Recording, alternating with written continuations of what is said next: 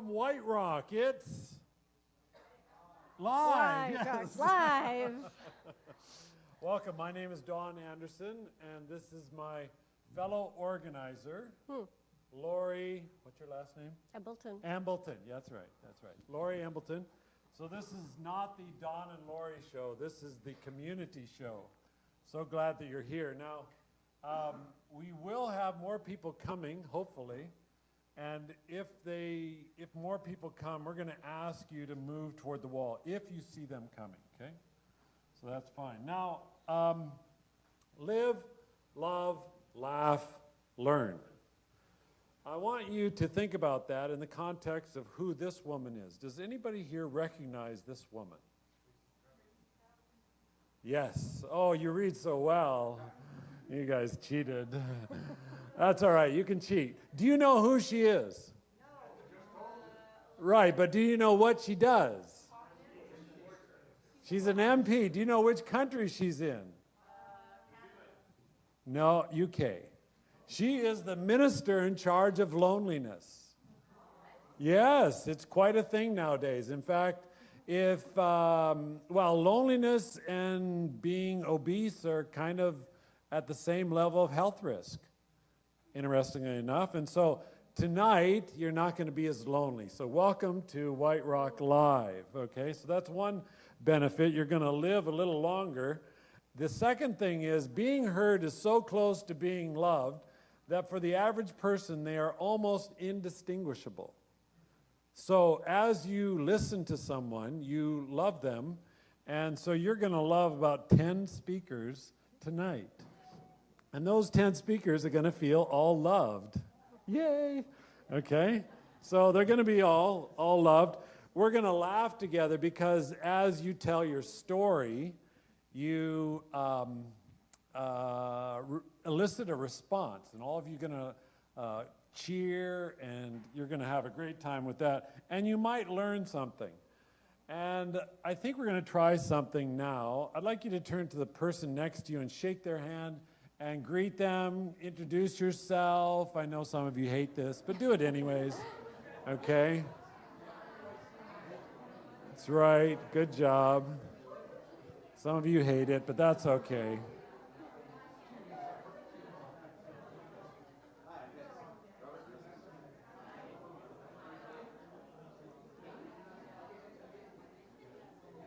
Okay, we can't be too friendly nowadays, just a little bit, right? Well, all of you just had your white blood cell count go up, so now you're going to live longer. See, there you go. You're going to live a little bit longer.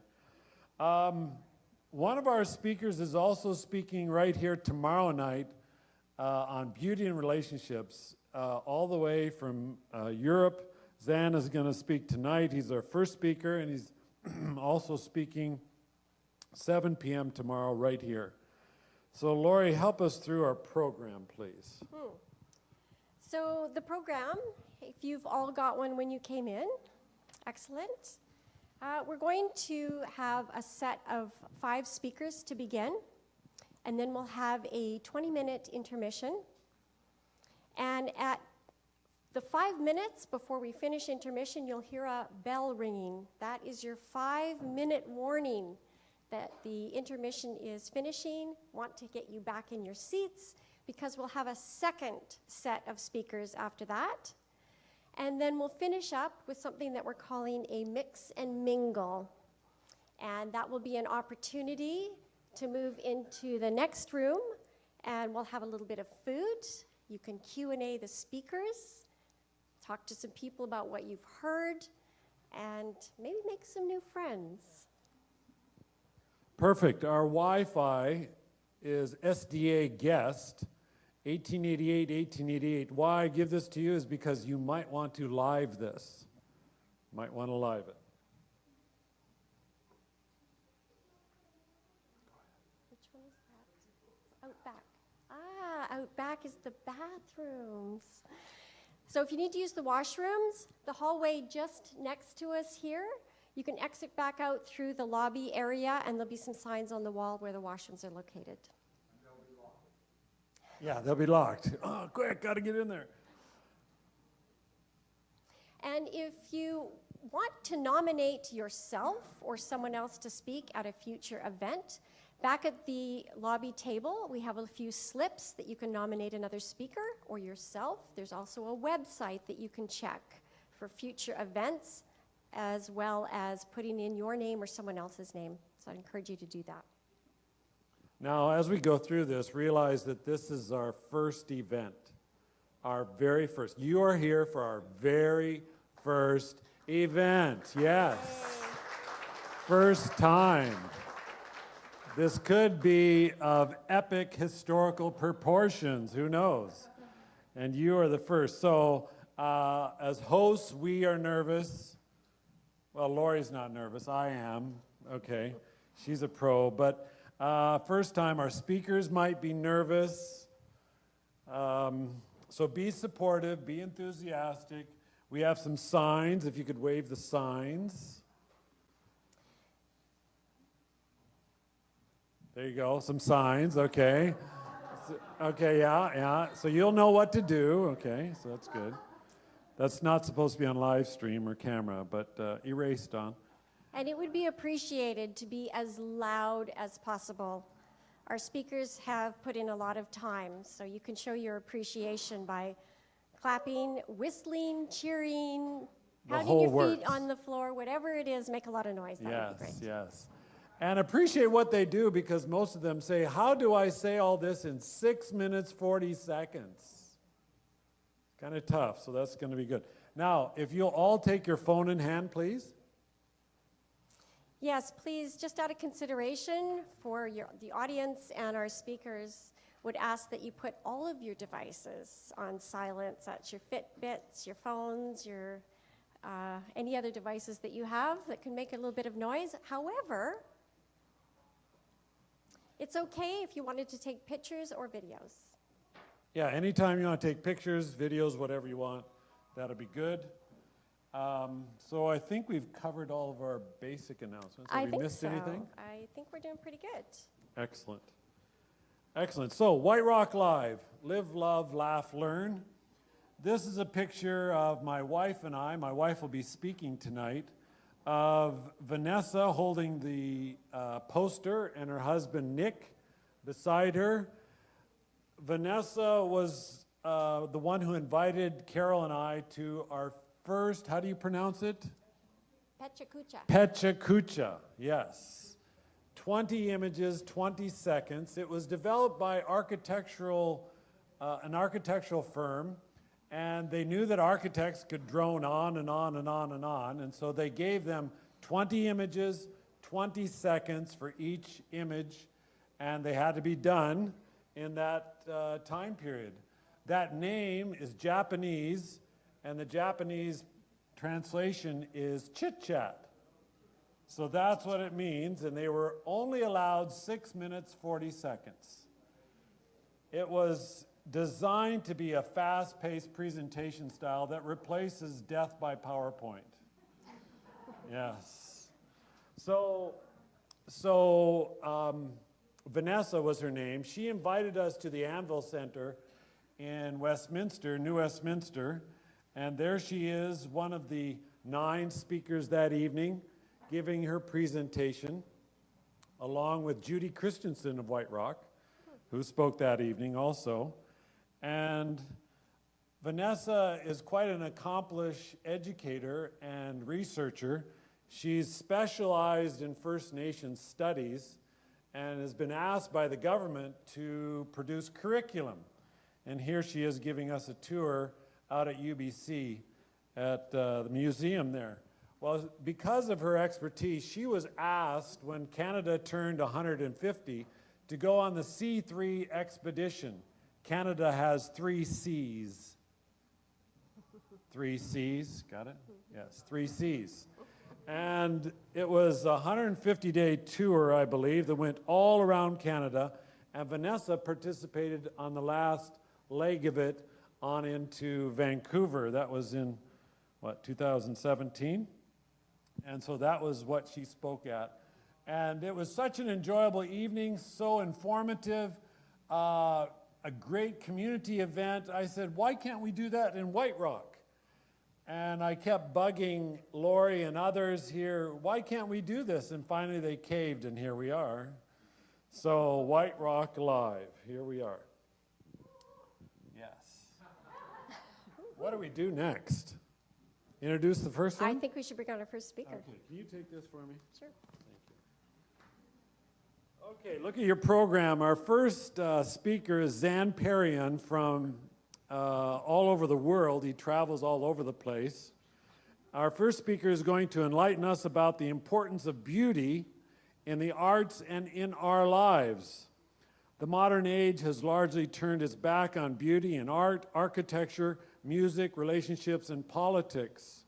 We are losing beauty, and there is a danger that with it we will lose the meaning of life. Zan argues that beauty is real, a layer that exists or not below all social structures. Every person has a longing for beauty with very real spiritual needs that yearn to encounter and be transformed and uplifted by beauty. It is time to lift beauty to its rightful place as a guiding principle in our hearts and in the world.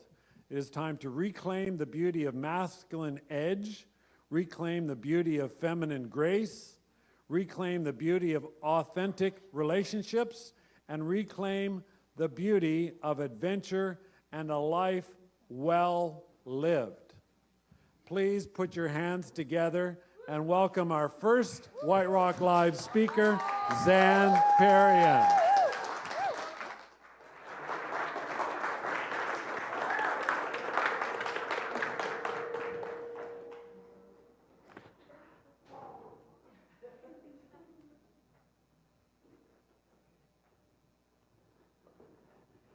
Hello, everyone. I'm Zan, Jonathan to my friends and family, and I am going to be talking about why beauty matters and how we've turned our face away from it, that I believe, in this modern age. So that's my thesis today.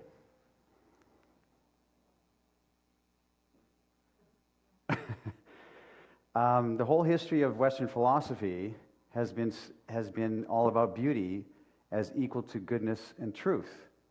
And that's from Plato to Kant, that's always been the highest ideal, as beauty has been the ideal to be sought. And about 1930 or so, a curious thing happened. Beauty stopped being important in art and science and culture, and a cult of ugliness in this postmodern age, art became all about how to shock and disrupt, and deconstructionism. And like losers of faith need to mock their religion, so do modern artists who lose their faith in beauty need to mock it.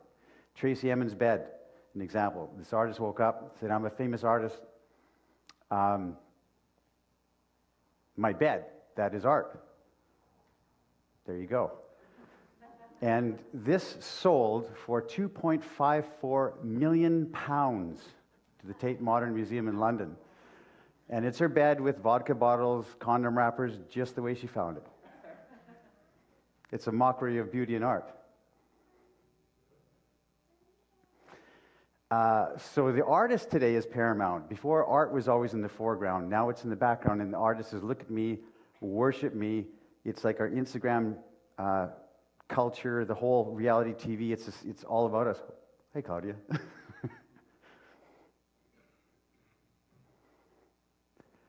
Even our relationships are devoid of beauty with, courtship is long gone, Tinder, swiping, hookup culture. There's no sense of that culturing a relationship and a fostering on that level. It's all swiping.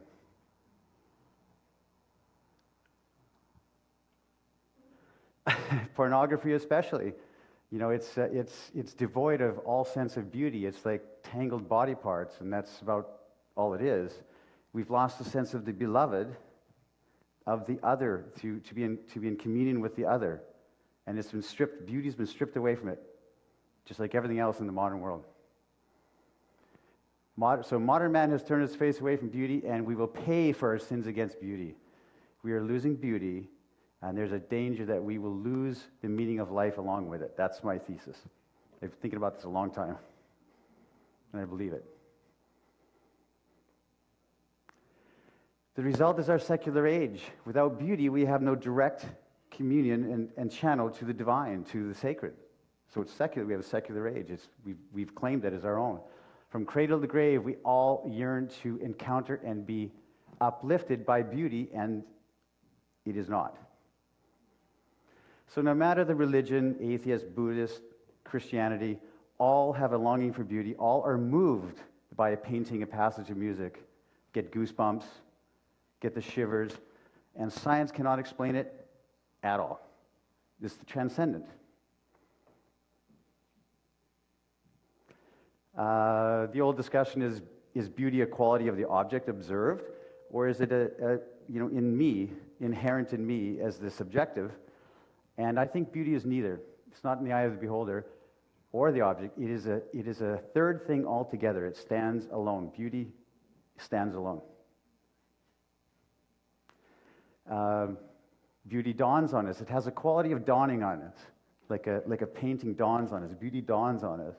And that's because it has a transcendent quality that other things do not have.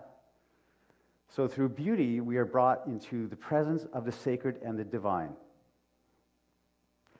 And this is interesting. Beauty emanates from what Aristotle called the unmoved mover, what Plotinus called the one, what scientists called the Big Bang, and what John in the New Testament called the Word, or Logos. From the beginning, beauty has been a layer that's been emanating out. No matter what your belief system is, beauty is an underlying layer. As you can see, computer nerd layer, OSI level, there's everything from computers and internet are based on layers, and I believe that beauty is one of the lowest levels of layer. It's a vibration to it. It's a beauty hum underneath everything.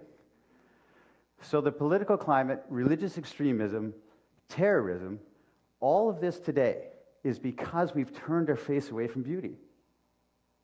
It's because we've turned away from it, and that layer is missing. That underlying layer underneath all culture is missing. That's what I believe. And beauty has an element of sadness. It's not utopia and happy, because just like our lives, beauty is sadness. And it's because sometimes beauty wants us alone and contemplative. That's a necessary quality of beauty, the sadness of it. And I also believe that all the mysteries of science are solved by beauty. That's my delusion. Dark matter in space, that's beauty. Einstein was looking for the grand unifying theory of everything. Beauty is that, in my mind. I think beauty solves all science. That's me. So beauty, my thesis is beauty is the voice of the Holy Spirit, is what calls us. It calls us to the divine and the sacred, which we've lost on earth. So, whatsoever things are beautiful, think on these things, and head toward the light and only the light. We don't need to engage in the modern discourse of ugliness in the world today. Dostoevsky said, beauty will save the world. So my belief is it's time to lift beauty to its rightful place as a guiding principle in our hearts and in the world.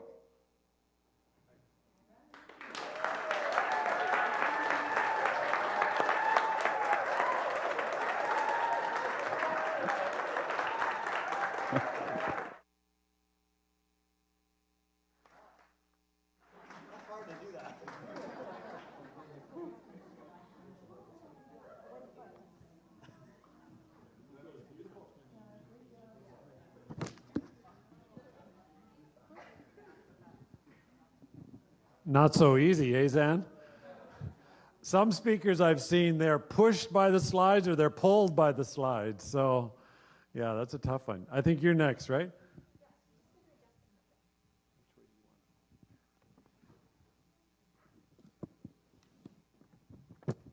I'll just check with the back there that's recording. Is this the right position? More this way. Okay, it's good. Our next speaker fulfilled a lifelong dream last year. in going to India for a month. His next trip is going to be to Calcutta in January for 3 months. Since childhood, he's had a wanderlust for traveling, always had his nose buried in maps and dreaming of exploring. To date, he's visited 6 countries and accumulated quite the mileage across North America. He's used just about every mode of transportation, from hitchhiking to freighters, cars, trains, motorcycles, rafts, rowboats, airplanes. He's going to take us on a journey through Kerala, India, also known as God's own country. Please join me in giving a very enthusiastic round of applause for Dwight Zenkin.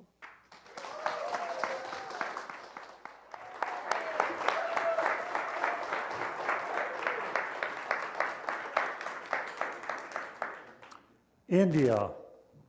This was my homestay where I stayed at in Fort Cochin, Kerala, India. $12 a night Canadian and breakfast thrown in. Can't beat that. And if you look at the name budget, it's spelled with a J on there. I had a wonderful time to have my own room and also bathroom. Kathakali. This is the traditional art form in southern India, and I was privileged to go there to see this. The cost was around $20 for the evening, and it was all different forms, dancing, sword fighting. Here I am with 2 of the actors. Both of them are men. The one on the left with the white, it took roughly 2 hours to 3 hours to do that makeup. And they performed like a love story, the 2 of them. And after the performance, we were allowed to go up and be with them. This is Santa Cruz Cathedral Basilica, built as a church in 1505 by the Portuguese, and later not destroyed by the Dutch, but was destroyed completely by the British and was rebuilt in 1895. This is the Chinese fishing nets, and these are 60 feet in diameter, 6-man crew per net. They dip them down, 1 man walks in the beam, on the cantilever goes down, and they leave it there for 15, 20 minutes, comes up, whatever fish they catch, that's what they have. This was a typical meal that I had at my homestay. You can see the fresh, always fresh roti and curries, and the food was just amazing. I was curried out, I'm telling you. It was beautiful. It was beautiful food. Yeah, very tasty. Here I am with my homestay, her daughter, Alvina. She's 13 years old, holds a brown belt in karate, and also is the top of her class in her school, excuse me, and also the top in her district. She is a thin blade, less than professional. This is the backwater boats I went on. This man pushed that pole along. There was 12 of us in this rice barge that's converted to a touring thing. And we went along the lakes and that. And this is called the Tree of Death, also known as, what's the other name of that? Anyways, the Tree of Death. More people have committed suicide with this fruit than any other thing in the world. 75% are women who take this. 1 seed will kill you of this fruit. Here I am with a worker, and it's a home-based kind of a thing, and they collect shells from the ocean all around them. They bring them there, they put them in a big kiln, heat it up to 2,000 degrees Fahrenheit, and crush it and make lime out of it. Interesting, yeah. And it was really nice. Here I am with it. Look how tiny this little lady is. All day long, she takes this coconut husk fibers, fluffs it all up, and you'll see in the next photo what they make with this stuff. It was really interesting. Beautiful, beautiful. Here's the woman. She puts all that fiber in her pouch, and it automatically twirls up into her hands, goes to a little machine in front of her, and she walks backwards. And you'll see on the ground there's 2 or 3 ropes already, and then after that they twirl them and make one round rope out of it. Here's the boat, the backwater boats that we were on. This is they make converted rice barges, and this couple that's there, they were from Korea, and the water all around there's all the same depth. It's weird. The canals, the lake. This was our noontime meal, traditional Kerala meal. There's, I believe, 1, 2, 3, 4, 5 different kind of curries there and papadums on a banana leaf. It was really interesting, this food. I'm telling you, it was amazing. It was really good. As you can see, I love food. Yes. This is the Thrissur Puram. Once a year, this ancient temple opens its doors. 15 elephants come out, and 300,000 people, 3,000 police, 115-degree heat. These 15 go around, turn around, and then another 15 come out, and there's a competition between parasols and pom-poms. This is the wedding I was invited to. I was a guest of honor. This was the prenuptial, we'll call it, 2 weeks before the wedding, and it was 400 people. I was the guest of honor there, and a very beautiful couple, Nithu and Abehu. This was the couple that invited me there, Daniel, his wife in the orange, Mary, their daughter in the mauve and the pink, and the woman beside me was their daughter-in-law. Her husband was in Dubai working, and we're on our way up to the mountains to the tea plantations. Here I am in the tea plantations. It's at least 20 to 25 degrees cooler in the mountains there than it is down below in the lowlands. Yeah, Fahrenheit, yeah. And it was beautiful up there. All tea plantations all over the hills and mountains was just amazing. 2 buddies. My friend Wilson is, the homestay man, is sitting beside me.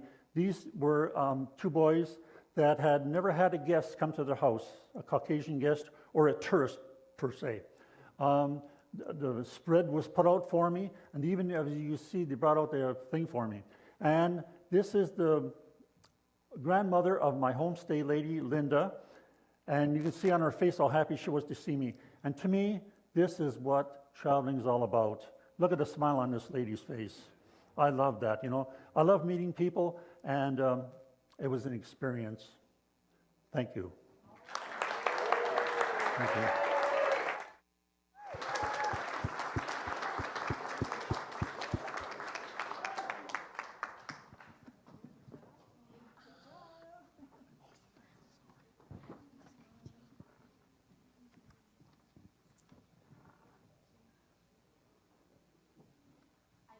I think I'm ready to keep adjusting it to get off the stage, but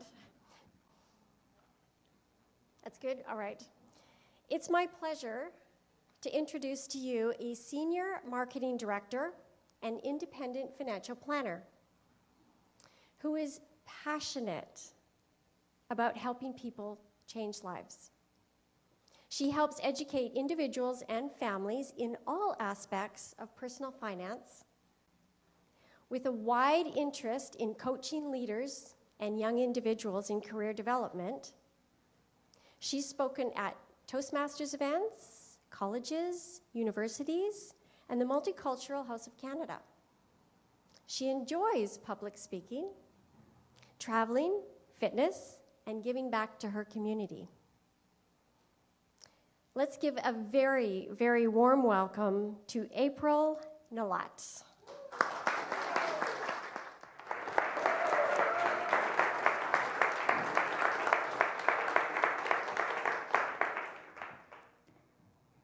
What do you see in the picture behind me? Thank you. By definition, a box is a container with 4 sides, typically in a square rectangle shape with a bottom, a few sides, and a top. It is safe and secure. It is used to transport things from one place to another, or simply to keep things in storage. But let's think about it. When we wake up, we wake up in a box. When we go to work, we drive in a box. When we go to work, we work in a box. We go home again in a box, eat again in a box, sleep again in a box, repeat all of the same things, and eventually, at the end of our lives, we all die in a box. Our lives might feel very repetitive, redundant, and almost like a routine. And it might be so hard to get out of the routine and the box that we created for ourselves. But let's look beyond what we see, much further out to the source of life itself, to the source of where we all came from in the first place. That's the universe. The universe is a dark, wide, but a beautiful place. It is comprised of 100 billion galaxies. And in each galaxy, it's 100 to 400 billion different solar systems. And each solar system contains a sun, few planets, and a moon. And like our Milky Way galaxy, in the picture right there, that is where we are in the observable universe. We are but a tiny speck in this massive place we call home. And in right there, we can really see that we are just a little tiny light bulb that lights up the whole entire world. And if we try to locate ourselves in the solar system, that's where we are. We are but a tiny, tiny speck in the whole spectrum of things. It's crazy to think that at one point in our history, historians once thought that the Earth was the center of the universe. Isn't that crazy? Right there in the picture, that massive star we call our sun, that is our center. We center and we go around that sun. But let's humble ourselves, take a step back, and remember that the Earth is tiny. It is puny. It requires 1,300 of it to fit into the giant gas Jupiter. But isn't it crazy, too, that everything is happening all around us? It feels like the Earth is the center of the universe. With all of the catastrophes and the events, it seems like we are the only source of life here in this universe. It's foolish to think that way. But let's look beyond what we see. Think about this. The sun burns at 5,500 degrees Celsius, while on Earth it's just 50 degrees. Neptune freezes over at negative 215, while on Earth it's about negative 89. Jupiter's fastest winds are 617 kilometers per hour, while the strongest hurricanes here on Earth is 300. Mercury is on fire, Venus is dead, Mars is dead too, Jupiter and Uranus is windy, and Neptune is just a freezing hell. Earth is the only place in the solar system capable of supporting and sustaining life as we know it. We are crazy, we are privileged, we are humble, we are kind that we live here. Earth is tilted at a 23.4 degrees Celsius. And as we orbit around our sun in that way, any further tilt into the sun, we are going to burn to death. And any further out, we are going to freeze to death. Of all of the places we end up here, we're in the habitable zone, or what we call Goldilocks zone. Not too hot, not too cold. Conditions just right, so us human beings, we're all here. And as we orbit around far away from the heat of the sun and the cold of the space and exploding stars and flares and black holes, otherwise so common outside. As we orbit around, we face the sun, it is day. And we face away, what is it? Is it night? This beautiful dance between the sun and the moon creates the tides. And the tides is what creates the strength of water. And water is 70% of Earth is water. The beauty of the ocean. The ocean is another world of its own.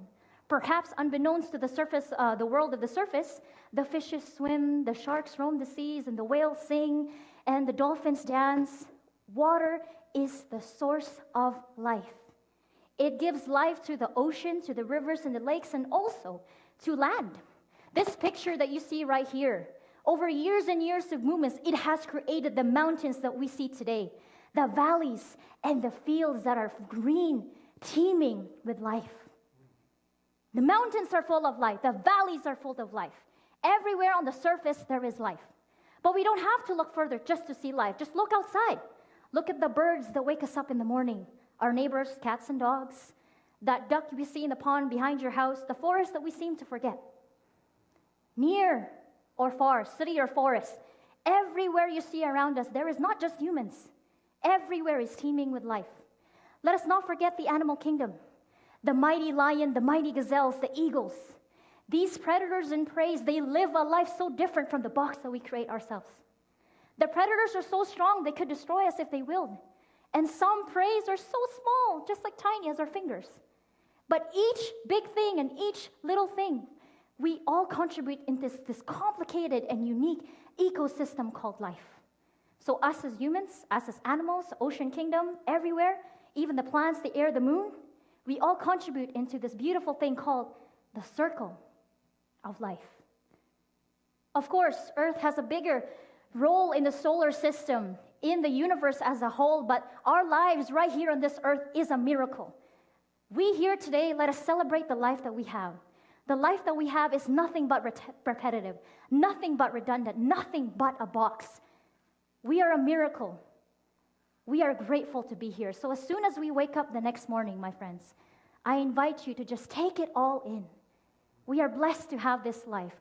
Look beyond what we see. We are not just a box. We are not just this redundant. We are not just this routine creature. We live in this beautiful place, and we are privileged to call Earth our home. Thank you.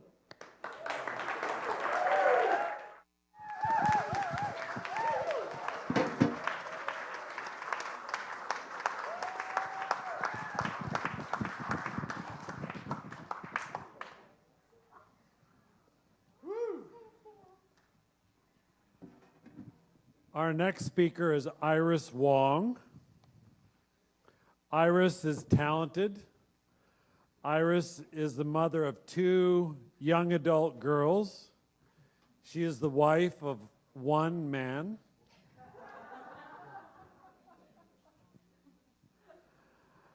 She's an IT woman. I'm just getting to know Iris, but Iris is going to lead us through the topic of kiwis, kids, and burnt croutons.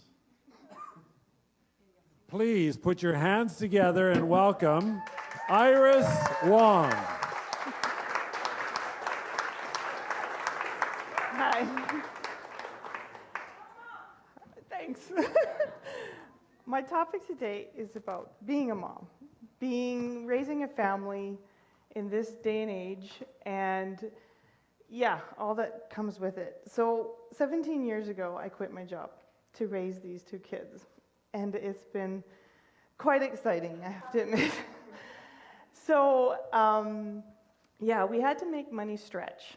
So a lady once said to me, "How are you going to do this? What happens if your husband leaves you?" And I said, "I'm going to kill him." So we're in it together, right, hon? So that was the day we bought our house, and the kids were like, "Come on, Mom, just take the picture. Let's get in the house." So yeah, I don't know how we got the house on 1 income, but we got it. First thing we did is we started to grow our own food. And it's really, use whatever you got, windowsills, balconies, whatever, just grow it in whatever, it works, and I wasn't a gardener, I just did it, and out of necessity, really. I recommend start with herbs. They're really, really easy, and they're not just for food, they're for medicine, and they're for teas, and oils, and they're just one of the really, really easy things to grow. And they're really expensive, actually. One of the rules my husband said, well, moving forward, whatever we get, it has to produce something. So even if it's just flowers, but it has to pollinate, feed the birds and the bees. That's our mascot. His name is George. He sits right at the front of our house, guarding everything. So yeah, we invested in fruit trees. Those are all pictures of our fruit trees. And there's a funny story. I wanted kiwis. My husband's from Fiji. He said, "They don't grow here." I said, "Yes, they do." "No, they don't." I got 2 fruit trees, 2 kiwi plants, and they produced these beautiful white flowers. No fruit. So it turned out we had 2 males. I think there's an object lesson there. So I had to go get 2 females to add to the males because he was going to cut them down. So I said, no, wait, I got the females now. So now we're going to get the fruit, trust me. So I'll keep you posted on that. So yeah, you know, we just kind of do whatever. We put our kids to work. They've had a paper route since, you know, young. We did it with them together. We put them through swim. Yeah, I know. Put them to work. I know. In this stage, it's like, what? That's, you know, slavery. Can't do that. But they're both certified lifeguards now, and you know, it's great. They even help pay bills, so it's wonderful. Put your husband to work. Here he is building compost bins. We need a lot of compost. Really, we do. For all the gardening we do. So he's always doing something around the house. He's, you know, helping, and these are planter boxes for the vegetables, and there he is on the roof cleaning. So yeah, there's always something to do. And what we don't grow, I take advantage of things that are free, like blackberries. They're all over the place, so we pick those. Behind our house, they plant potatoes, so we glean the fields when they're done, right? I mean, why not? It's free. So again, we get the kids to do it. Cooking, yes, cooking. I hate it. Absolutely hate it. So, you know, when I hear them say, Mom, what's for dinner? I'm like, oh, here it comes. Yuck, I don't want that. I don't care. You're eating it. So cooking in me. So I freeze a lot that they can just, you know, help themselves. Yes. All this, you got to have a sense of humor, because if you don't, you're going to die. Parenting, you know, has its ups and downs, but yeah, you got to have a sense of humor to get you through the day. And believe me, with my husband and I, we laugh a lot. Dishwasher etiquette, yes. You know the manual says you're supposed to stack the dishwasher like this? Well, in our house, that just doesn't happen. That's our dishwasher. And they're always saying, Mom, there's something wrong with the dishwasher. No, there's not. This is not how it's supposed to be done. Pets, yes, I love them. Hubby, not so much.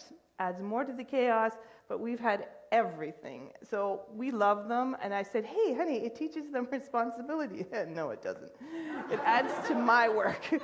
But yeah, aren't they cute? You gotta love them. So our latest acquisition is this little guy, Toby, who is our black lab. Oh yeah, we did community service. So we had feral rabbit problems in Delta, so we adopted 3. We ended up with 13. They were pregnant. So we're down to our last bunny, and that's it. He's fixed, and there's no more bunnies after this. We're done with pets. Toby's it. That's the last of the Mohicans. So parenthood, yeah, it's kind of funny. We're a mixed race couple, so when I gave birth to my oldest, I was terrified that they were going to switch her. I don't know why, but I just got it in my mind that, I mean, he's from Fiji, I'm Caucasian, and we have the last name Wong. I thought some nurse is going to go, this baby, there's something wrong. And so I was just terrified. So I made my husband follow her around the entire hospital. I said, don't you dare let her out of your sight.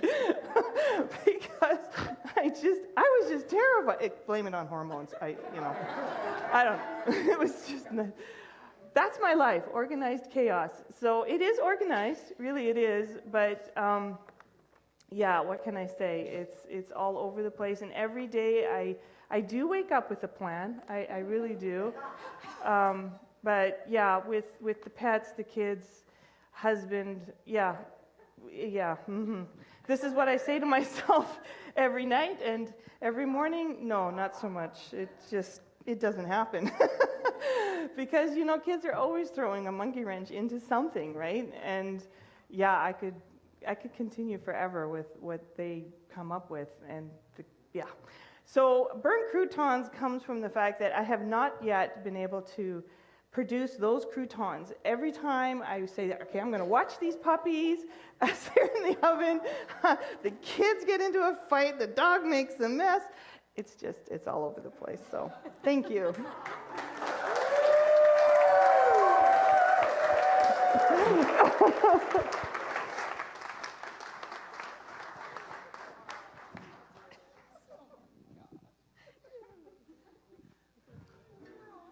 Did she have more than 20 slides?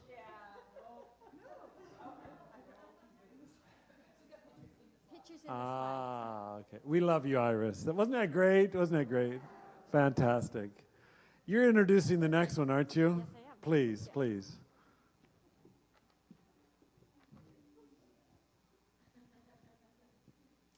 You're about to meet a passionate coach who thrives on helping people become who they want to be. Her purpose in life is to continue learning and to live and help others live an authentic and vulnerable life.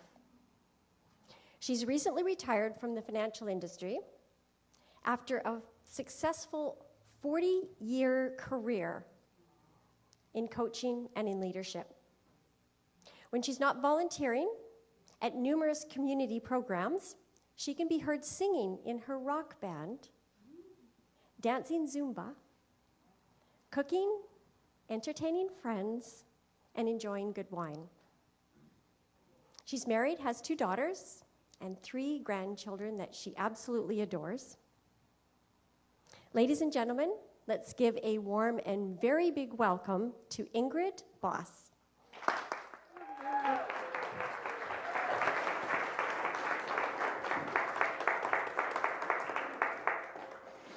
Thank you, Laurie. Good evening, everyone.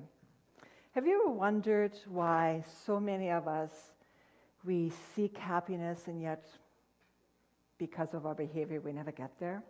So today I'd like to share a little bit about brain science that I use as a coach, just to create awareness and create a consciousness in people, just to help them move forward in their lives and to build brand new patterns again. You know, we take such good care of our physical health. We brush our teeth, we wash our hair, we do all those things, and yet our mental health, we don't look after our mental health. And not looking after our mental health can cause really dramatic patterns.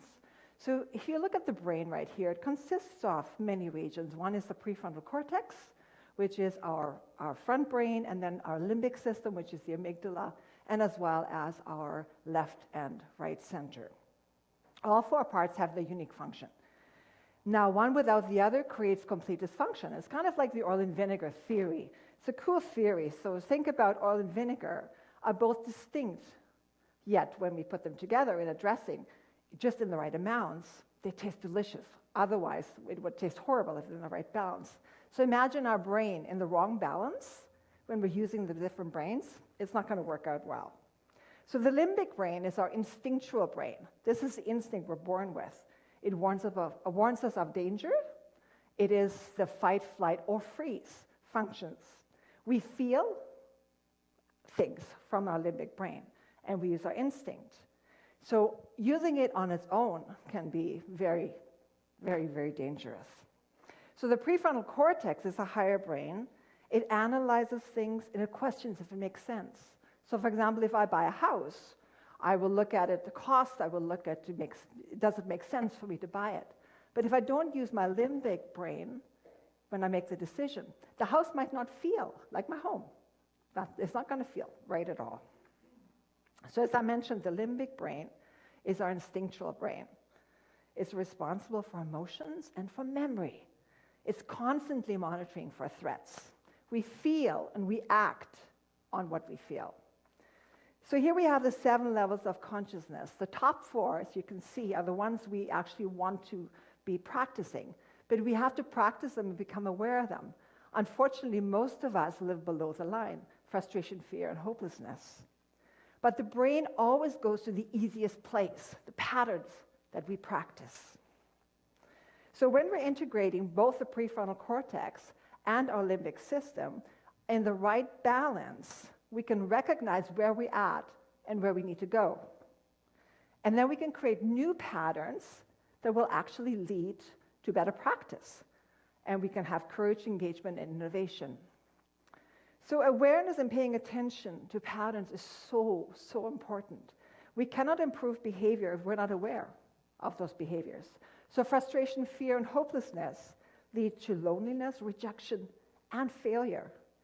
And they get triggered when we have setbacks.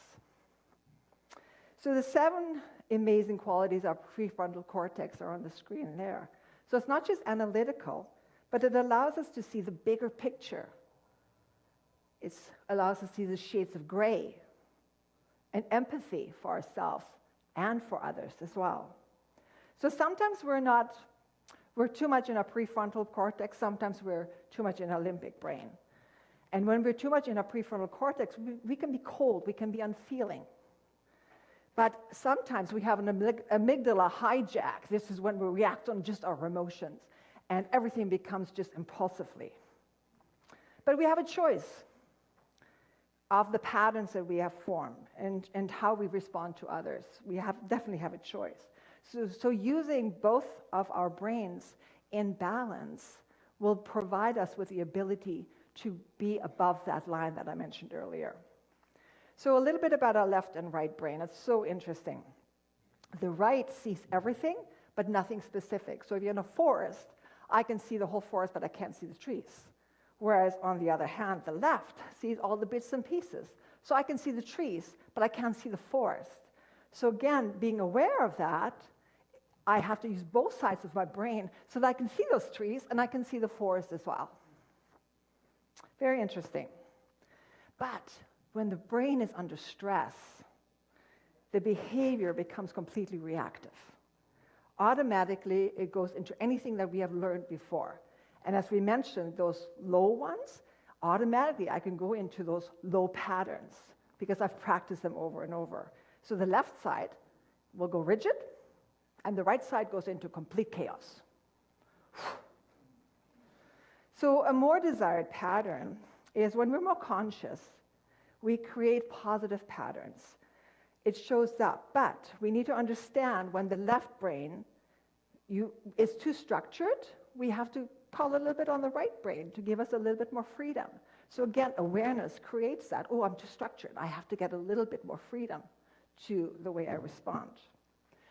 Are you aware of how your mind reacts to failure? You need to be, people. If your mind tries to convince you that you're not capable of something, you will soon stop trying or you will not even try at all. That's why so many of us operate under our full potential. So it's all a matter of consciousness, knowing what's going on in your head, knowing what goes in your gut. We need to know that to lead more fulfilled lives. My favorite is meditation. Breathing, allowing space, being conscious of when I'm thinking something, when something is happening to me. Meditation is awesome. So the world does not need more people to have more things. We need people that have a raised consciousness so that we can live in a world that's more connected and more peaceful. I certainly want to live in that kind of a world because I think raising our consciousness will raise our engagement and our connectiveness, kind of what we're doing tonight. Thank you.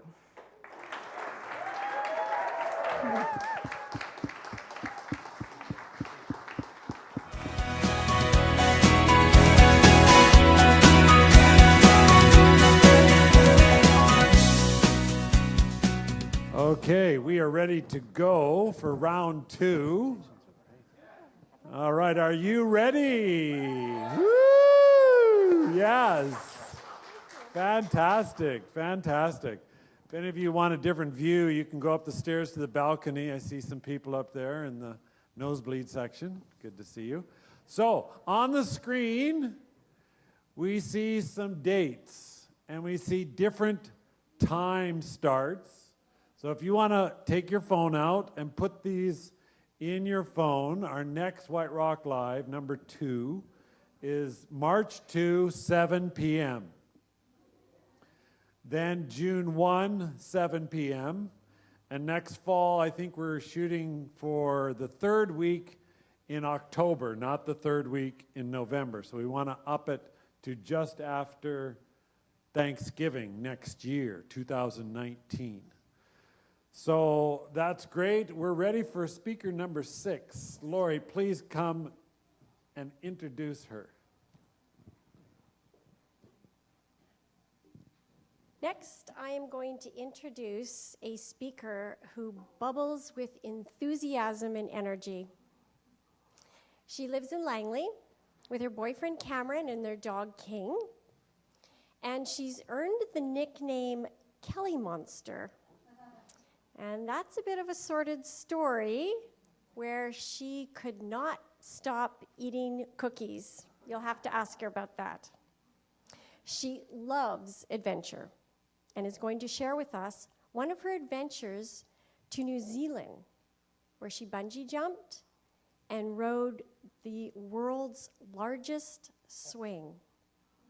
Please help me welcome and cheer on Kelly Morden.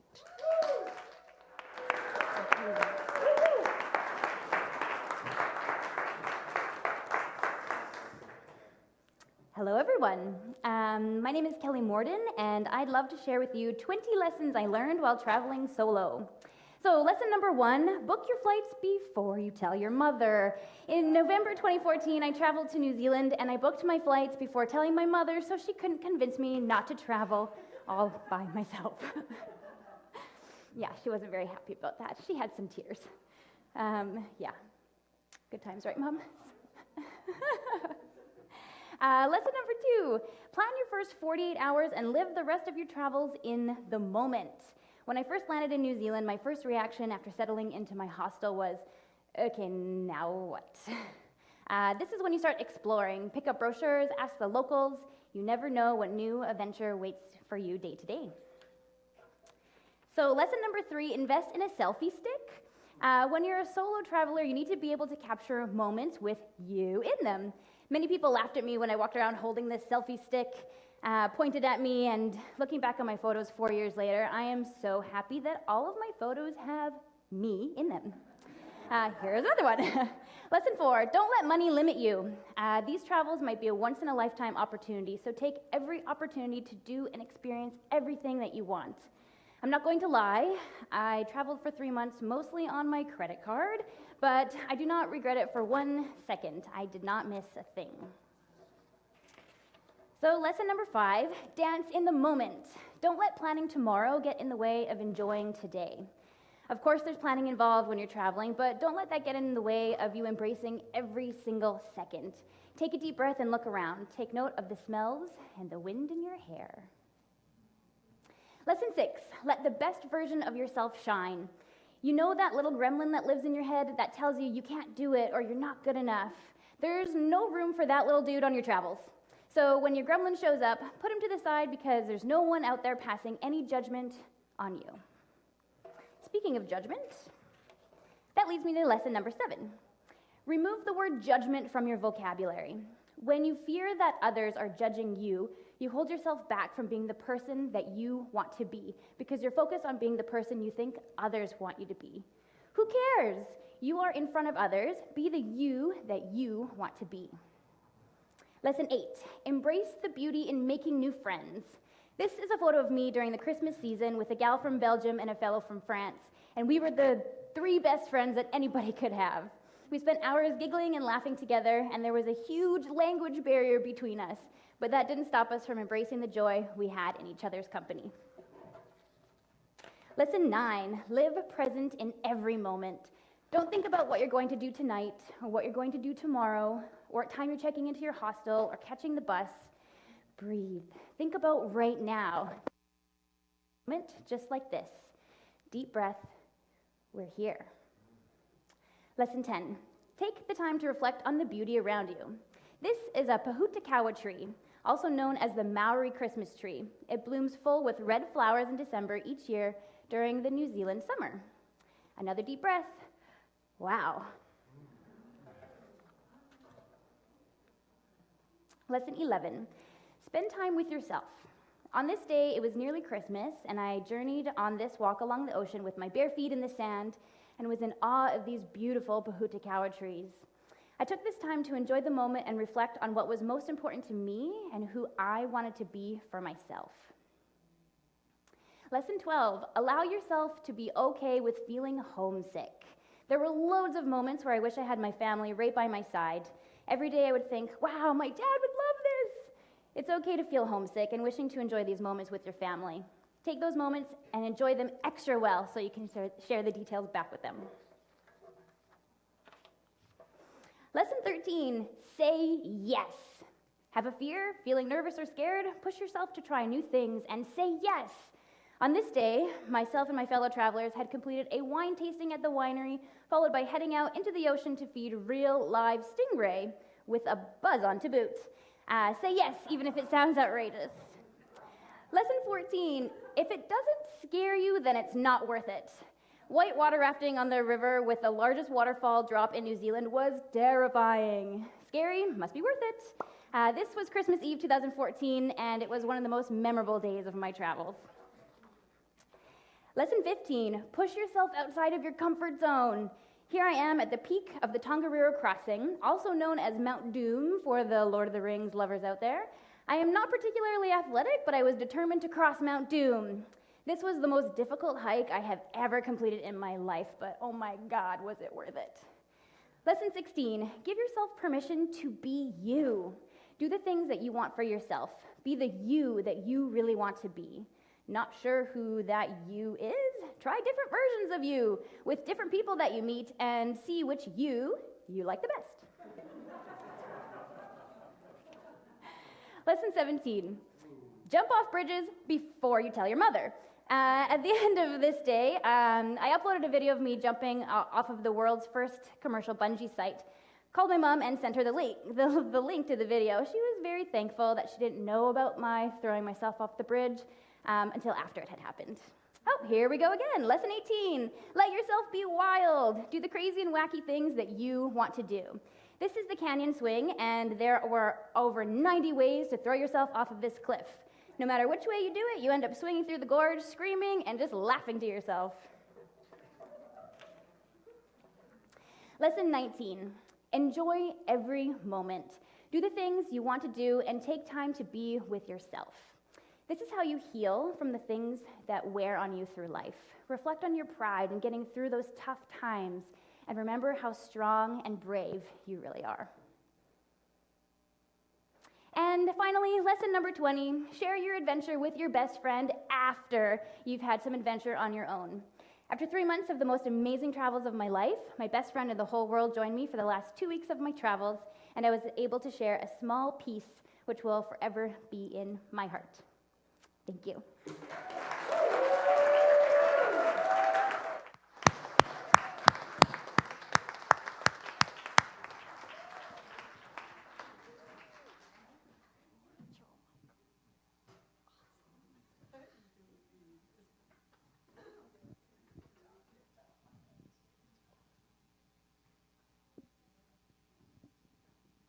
You might not know it, but I have so many issues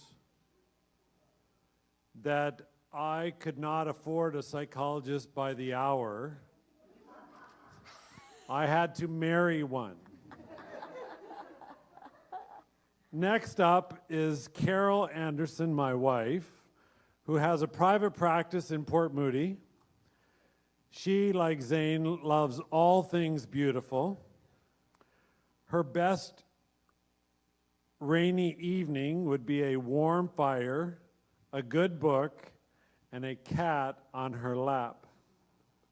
However, her real badge of honor, she claims, is surviving motherhood relatively unscathed, with two grown children and a husband she still claims to love. She would argue that a fresh piece of toast with raspberry jam is the best. Please put your hands together and welcome Dr. Carol Anderson.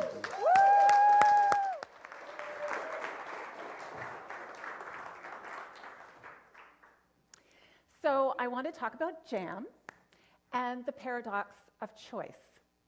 So I'm not talking about traffic jams.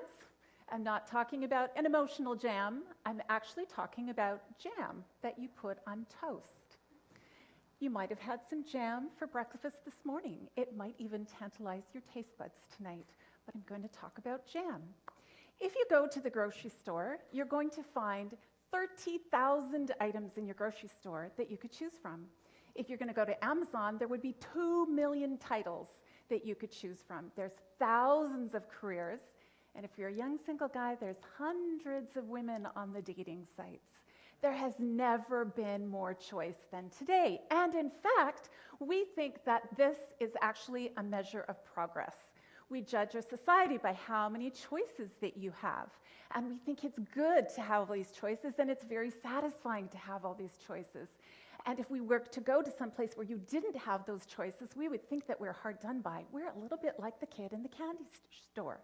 But did you know that all of this choice is actually destroying the quality of your life? And psychologists who have nothing better to do with their time decided to study jam and choice. So they set up a jam stand in a grocery store with 24 different kinds of jam. So name your favorite jam, it was probably there. And the rules were that you could come and sample any amount of jams that you wanted, and you could choose one and buy it at a discounted price. Discount, right? Good. And so they had little pieces of toast, and they could spread it on, and remember, you could try as many as you wanted, and all you had to do was choose one of them, and you would walk away satisfied. And of course, the first day that they did this, they sold a lot of jam. But then they decided that they would repeat this experiment the next day. So this day, they only had 6 choices of jam. So I'm not sure exactly which ones they were, but 6 choices of jam seems like a reasonable number. And they sold 10 times more jam on day number 2. 10 times, that's a lot more jam. Why would that be? Now think, if you were to go back, if you're old enough to go back, where maybe your mother went out to the strawberry patch and she picked some strawberries and she made jam, and maybe you had the pleasure of pouring them into jars. Back in the day, you would pour wax on the top and then get up one morning and your mother would have fresh toast with strawberry jam. Now, come on, that's heaven, is it not? There would be no question that strawberry jam was your favorite jam. There would be no issues at all. Now, even imagine that progress comes along and now you have 3 choices of jam at your local grocery store. Probably would not be difficult to choose a jam. But imagine now, what do you feel when you see all that big list? There's a lot of choices of jam. What are you going to do? Does this help you out or does this hinder you?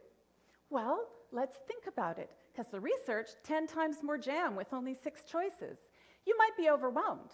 In fact, what lots of people did, it was so overwhelming with all those choices of jam, you probably didn't even read all of them. They just walked away and went, poof, I don't know, their brain was on freeze.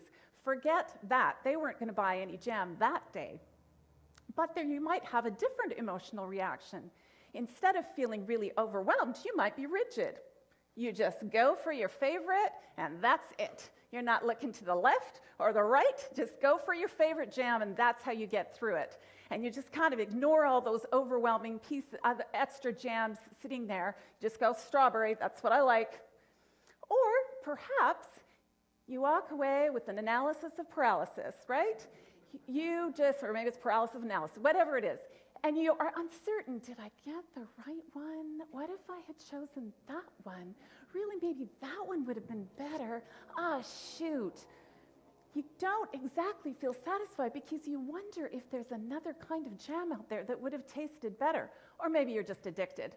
Let's just have them all. You just bought them all. But in any case, whichever emotional reaction you had, it probably wasn't the same level of satisfaction, whether you were overwhelmed or rigid or just addictedly taking it all or really uncertain about your choice of jam. Let's go back to our mother's jam. Was there any uncertainty with your choice of jam with Mom's jam? It was just pure, flat out delicious. And you enjoyed it with all the satisfaction that you possibly could have. Strawberry jam, raspberry jam, blueberry jam, whatever kind of jam it was, jam illustrated the power of choice. I didn't know it, but I actually proved this experiment a few weeks ago. If you've never gone to the Circle Craft Christmas Market in Vancouver, it's kind of a fun thing to do. They have hundreds of vendors who are making all different kinds of products. Some of them are food, some of them are handmade items. You can see an example of it there, all kinds of vendors. The food was teas and spices and chocolates and nuts and jams and honeys and whatever. I wandered around. It was quite an overwhelming experience, but I really enjoyed each stand But I found myself doing something interesting, which was kind of like the jam experiment. I walked away and I stopped at this stand of honey. This is actually the honey. It's really good honey. Cardamom-infused honey, vanilla-infused honey, and lemon-infused honey. If you've never had lemon-infused honey, the most subtle, delicious flavor, I had to buy it. Ridiculous price, absolutely ridiculous price, but so good. So I bought one from the stand of 3. Then I went to the Lemon Square. They had the choice of 1. It was delicious. If you've never had the Lemon Square from one of the craft markets around here, gotta try it. So I had one of those from the stand of 1. And I walked away eating my Lemon Square with absolute 100% pure satisfaction. I had made the right choice.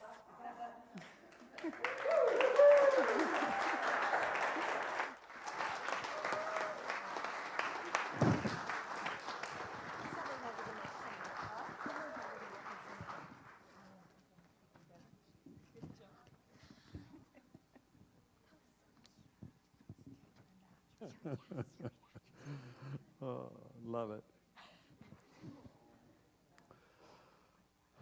Old friend Stephen Merkovich is going to speak on metamorphosis.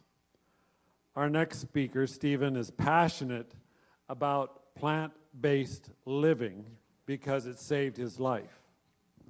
Now, if you go to our website, wrwc.ca, which stands for White Rock Wellness Community.ca, you'll be able to click on another tab called Supper Club. And Stephen was the man behind that idea that White Rock here kind of stole from him. Sorry, Stephen, we stole it from him. So he's passionate about plant-based living, and so are we, because it saved his life. He says he's a recovering food addict. And he is. He's like Lori. He's always coming up with cool stuff. Who's journeyed through overeating, junk food veganism,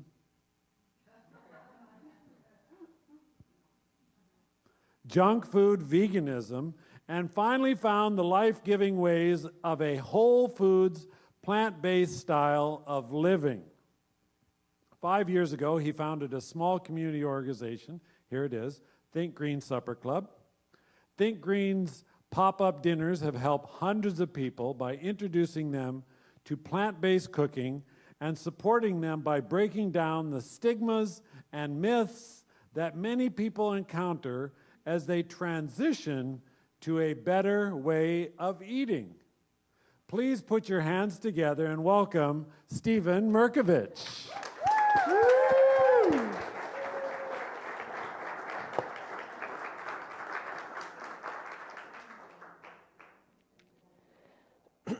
Change happens because time happens. You can't escape it, you can't avoid it, it's everywhere. Everything is changing. The people around you are changing, you're changing, technology is changing, everything is changing. You cannot escape it. It's the only constant in life. And while most of those changes are things we can't have any say on, there are a few things we can. And tonight I'd like to talk about those jaw-dropping transformations when people finally take change into their hands and set themselves up for the kinds of successes that they're looking for in life. For me personally, standing there in Cuba, this is about 9 years ago, with a carefully placed toddler, after years of shame and a disparaging relationship with my body image, it took me a long time to figure out how I was going to wrap my mind around change and how I was going to wrap my mind around who I was, the food addictions, and the things in my life that I needed to change. Nobody puts food in your mouth but you. And eating is unlike smoking or drinking or drugs, which you don't have to do to live. You have to eat to live. And so I had to stumble across all sorts of hacks in life to get me to where I am today, 100 pounds lighter. Number one hack in life is calorie density. Look at that image on the screen. That's 500 calories of oil versus 500 calories of vegetables as you move your way from left to right there. Calorie density is huge. And here is a food pyramid with calorie density based on plant-based foods. If you're not eating processed food, you're not eating animal foods, these are the things that you want to fill your life up with. These are the things you want to shop for and buy, and this is how you want to build the things that you eat that can lead to change. I'm going to invite you to think about the things you're eating as you go through taste bud rehab. Just in case you didn't realize it, you've been conditioned by big agribusiness to want a certain hit when you eat. And unless you're really mindfully eating and put away all the electronics and all the things that get in the way of you being able to actually taste the food you're eating. So when you're shopping and you're thinking about the things that you want in your house, you got to start by walking on the perimeter of the food store. You've probably heard this before. Don't go up and down the aisles. That's where all the processed, sugar-laden, fat-laden, salt-laden food is. And then when you finally sit at home with all of your food, you've got to figure out some ways to trick and hack your mind into eating a little bit less. Those two black circles on the screen are the same size, believe it or not. The only thing that's different is the white around them. So when you're eating and you're struggling to control your portions, it would be really helpful if you could eat the same amount of food on a smaller plate. Because your brain sees like, oh man, I filled up my plate. This is enough food. But if you have a huge plate with a small amount of food, you'll never, ever actually feel satisfied. So these are some of the life hacks that I learned as I took control of the change in my life. Contrast. If the food on your plate is similar to the color of your plate, you also won't notice how much food you're eating. So buy yourself some white plates. And the next time you're putting food on your plate, you'll actually notice how much food is on your plate and what you're eating, and you'll notice all the colors that you should be eating. This is what your house should look like. You should set your house up for success and put fruit everywhere. Because you can eat as much fruit as you like, and I promise you, you will lose weight. As long as you continue to eat a whole food, plant-based lifestyle. So you want your house to feel and look like a rainbow. Which means you have to set yourself up for social situations like tonight. You could have gone through line, and you need to know where your secret mojo food is. And you need to go to that. You need to set yourself up and prepare. I visualized for being here tonight, not just speaking, but I knew that I'd go through line, and I knew I'd see the chips and the cookies and the brownies and all of those things that used to be my go-tos. And I said, what will I choose? The grapes. Yeah. So in your house, as you're preparing your lunches, you want to go all out. You want to make your food look fantastic. Your salad shouldn't be boring. Your plates shouldn't be boring. The more colors you put on them, the greater chance you have of success. What's in your house is in your mouth. If you still have a cupboard like this in your house, you've got to rid yourself of this cupboard. You've got to empty this cupboard. You've got to get it out of your house. You've got to trash this. Throw it away, give it to the food bank, whatever you need to do. You can't have this in your house. You will sabotage it every time. And if you're sharing space with somebody who doesn't want to respect your decisions for food, you've got to hide the stuff you don't want. So put it in non-see-through, put it in containers that you can't see through so that you don't know. We've all walked into the fridge and that mystery container that we finally opened and we're like, what was in there? Remember those containers that you can't see inside? That's what you want all the bad food in your house to be, in those kinds of containers. This is also an optical illusion. Both lines are the same length. Many people drink away their weight loss goals. So put your drinks, if you're going to continue to drink sugary drinks, in tall, slender glasses, not in short, fat ones. And instead have water everywhere, because many of the times you're feeding yourself when you're actually thirsty. Did you know that thirst is the first sign, and most of us turn to food? Drink a glass of water the next time you think you're hungry, and there's a good chance you won't actually eat that meal you think you need. Tonight, I used food as an example of change and the transformation that I experienced. But I don't believe that we don't rise to the lofty goals we have. Rather, we fall to the level of our systems. And so I had tried and yo-yoed in my weight for years, and it wasn't until I set up a system and stopped trusting my willpower because my willpower was insufficient. I needed to set myself up for success, and I did that by making everyday small decisions so that I didn't feel tired making those decisions when I got home in the evening. Metamorphosis. I had a lot more to say. Man, thank you so much.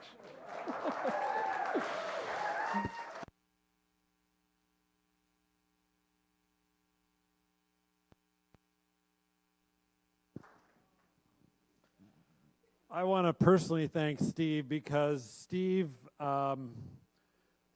organized a hockey pickup night. We'd played hockey together Saturday nights at the Big Ice in Port Moody, the Olympic Ice. He got that organized. He did Think Green Supper Club and started that off. And then I said, hey, Lori, let's go check this out. She went with me. He got me going on that. He organized kind of a movie night documentary. And so White Rock Live is here tonight in part because of Steve and thinking big and going community and promoting dialogue. So thank you, Steve. Thank you. Awesome, awesome. Okay, Lori has the next speaker, right? Come on up.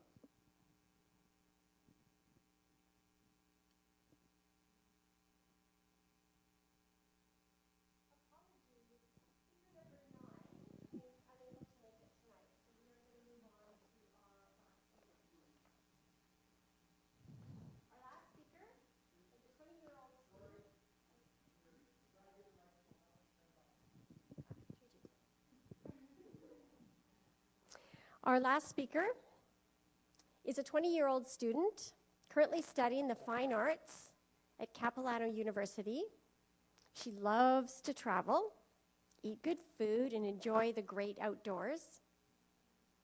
In the last 2 years, she's traveled to New Zealand, Australia, Mexico, Thailand, Vietnam, and Indonesia, as well as fitting in local hiking and exploring the West Coast Trail. This past summer, instead of working for the city of Surrey as a lifeguard, she decided to take a position with Mountain View Summer Camp as a camp counselor and had an amazing summer break. Let's please welcome Kashmir Penko.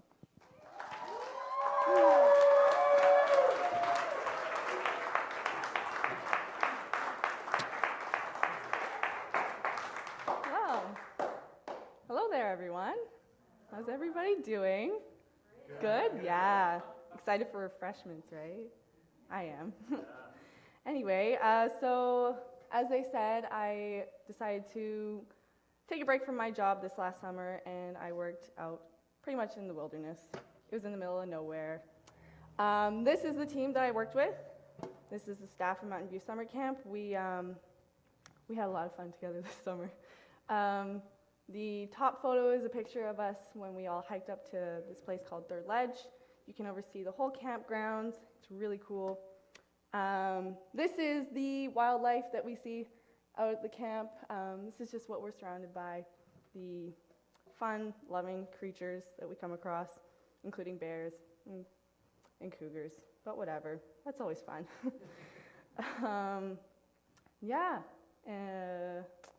These are our cabins. This is where we all stayed the whole summer long. They were quite cozy. You had to make them cozy, though, you know, like there's only so much you can do with a wood cabin, right? And yeah, we would switch cabins every week. We would have a new roommate, which is really fun. And this is just a little bit of our cabin time. It's a good friend. His name's David. He would come singing outside our cabin every now and then. It was kind of fun. Called him our peeping Tom. And we also had fun with ourselves, you know, bubbles. This is us hard at work. You know, it's a job, so you gotta do work, right? This was my first time weed whacking, which was crazy. I'm never gonna do it again, ever. It hurt a lot. And yeah, a lot of the jobs that we did were hiking and just being outdoors, which was something that I really love. So this is, sleep time, good old sleep time. Much needed, probably our favorite time, throughout the whole summer. The one of the person in the blanket, our cabin, actually decided to sleep outside for that night, and I went to go get ready for bed, and I came back, and I was like, what is that thing on the chair? And it turned out to be a person. So, hard at work, Having lots of fun, though. This is the lake that we worked at.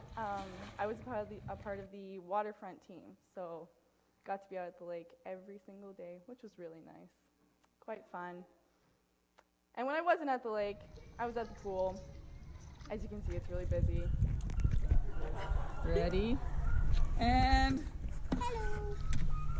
So yeah, we had fun. We had lots of fun. That was when kids decided not to show up, which we were totally fine with.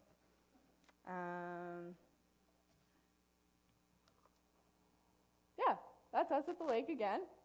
Sometimes we would fall in when we weren't supposed to, but it happens. So yeah, we would take the kids out to the lake every day. We would either go canoeing, or we would teach them to water ski, wakeboard, kneeboard, or even water tubing. That was the kids' favorite. And this is my waterfront team. Sorry. This is us taking the boats out to the lake for the very first day. They wanted to get a fun video of us for the camp. So, yeah. It was a fun time, very fun time.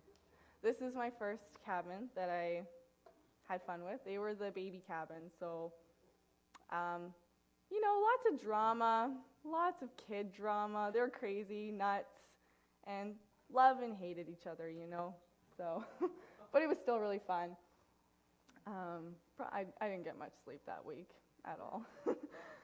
This was the second cabin that I had. These guys were such a big break. Like, I had so much time for myself this week, and I was like, this is nice. I could do this for a lot longer. And this was week number 3. These guys won this thing that we call Honor Cabin.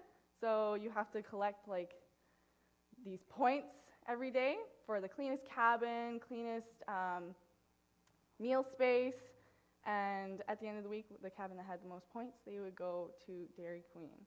So these guys won. And so did these guys. I got 2 weeks in a row. That was fun. Got to go to Dairy Queen 2 times.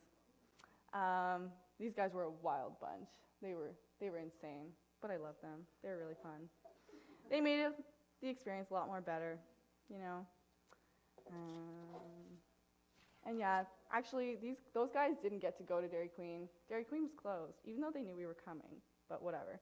So we went to Tim Hortons instead, and so we all treated ourselves, some a bit more than others. Yeah, that was really fun. Good bonding time, too. This is more staff bonding. Before we start camp, we do this thing called the DQ run, where we all dress up in these crazy, insane costumes. This is just a couple pictures of that. And the bottom one is us at Manning Park. And these are just some fun videos of us just having fun with staff, doing weird stuff, Yeah.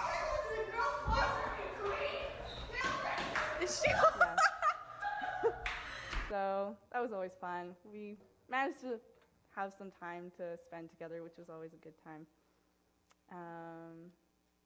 Yeah, and there's this one cabin when for camp meeting, we all had to cram into one single cabin for the girls, and we called ourselves the G7 Adidas because we all had Adidas pants. And this one night, we decided to play a prank on the boys who were doing security, and we snuck out past curfew, which was not allowed. Oops, but we did it anyway. Okay. This is us at Manning Park. You could hike to this little bridge where you would jump off the river and stuff. And the kids had a blast doing that. And if you weren't doing that, you could just hang out by the lake and just have a really good time. We would have morning worship there. It was a really good time. So yeah, that was my summer in the woods.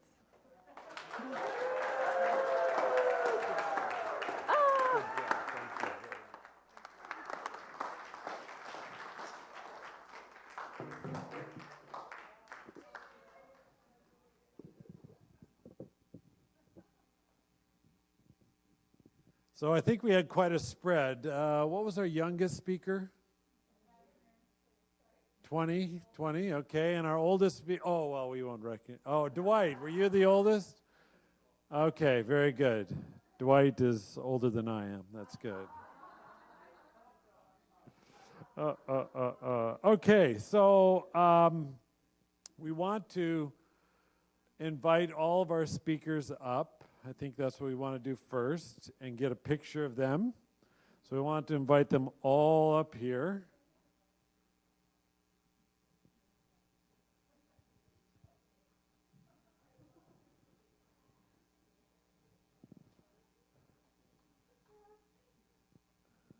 Okay. Almost all here, almost. We're missing Zane, I think. Zan, is he around? Ah, very good, very good. So yes, let's get a shot of them.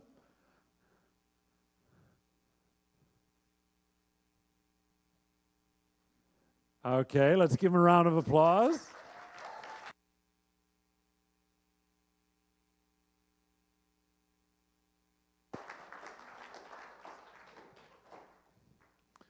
Now, I know all of you are now going to want to be speakers at White Rock Live because each of our speakers is getting a very customized mug.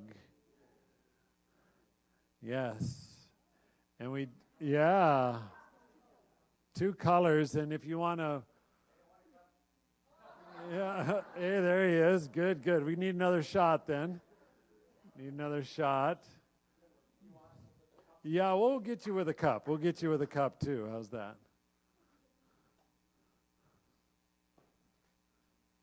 Awesome, awesome. Okay, well, let's get another shot with them. Okay. Good. Okay, now act crazy. Yay! All right, all right. Thank you very much. Thank you. Thank you. Thank you. Thank you. Good job. Thank you. Pleasure. Oh, yeah. Awesome, awesome. Let's give them a round of applause, please. Very good, very good.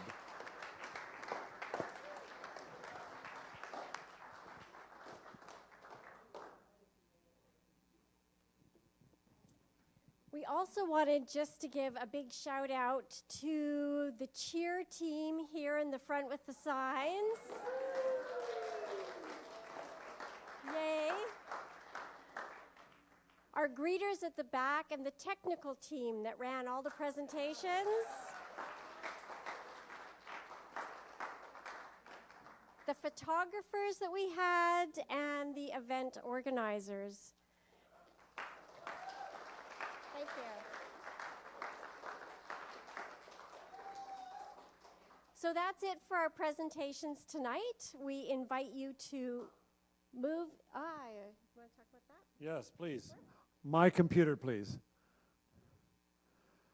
Just want to remind you that we're having our beauty and relationship seminar. Women can come, but this is for men. Tomorrow night, 7 p.m. Thank you very much. Thank you. If you want to move into the hall, there's some dessert, a little bit more food. You can have a chance to mix and mingle and talk a little bit further with each other and our speakers. Thank you so much for coming out. Thank you.